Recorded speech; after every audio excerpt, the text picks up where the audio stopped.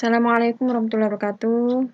Kembali lagi di pembelajaran seni budaya, yang mana kita sudah memasuki materi bab 2, yakni menggambar ragam hias. Ya, mudah-mudahan siswa-siswi sekalian masih tetap semangat untuk belajarnya, ya.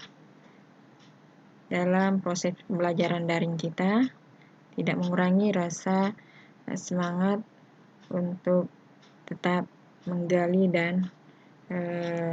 ilmu dan tetap belajar. Oke, kita masuk ke materi. Menggambar ragam hias ini ada beberapa kompetensi pembelajaran yang harus kita selesaikan. Namun untuk pembahasan materi pertemuan pertama ini untuk bab 2 itu pembahasan mengenai pengertian menggambar ragam hias dan motif-motif dari ragam hias. Oke, tujuan yang harus kita selesaikan atau harus kita kuasai, yang pertama adalah siswa dapat menjelaskan pengertian ragam hias. Yang kedua, siswa dapat mengidentifikasi motif dari ragam hias. Nah, ini tujuan yang harus kita kuasai atau harus kita selesaikan setelah pembelajaran kita nanti. Oke. Nih, ada beberapa gambar ragam hias yang bisa kita amati. Nah, karena kita tahu bahwa di Indonesia ini sangat kaya dan beragam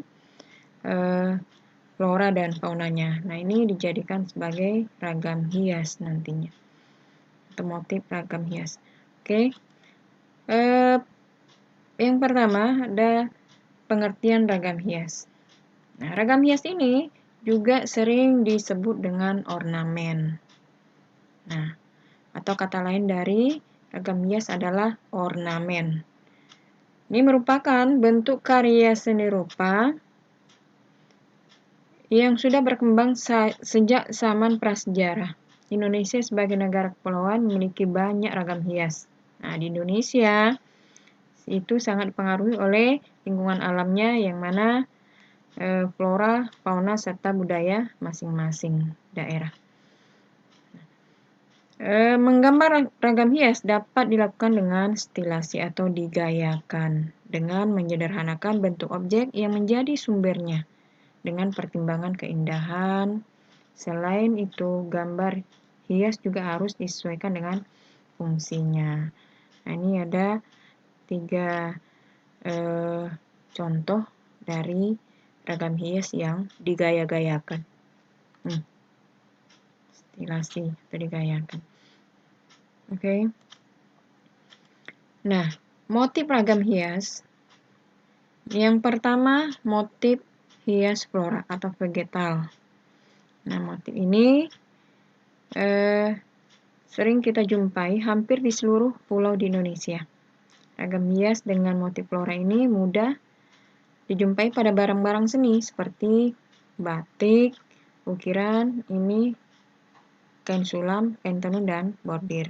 Ini ada dicontohkan jenis ragam hias pada media tekstil. Ini flora atau bentuk daun dan bunga. Oke. Motif yang kedua itu ragam hias fauna atau animal. Ini berdasarkan jenis binatangnya, ada burung, biasanya gajah. Nah, ini dicontohkan adalah gambar gajah.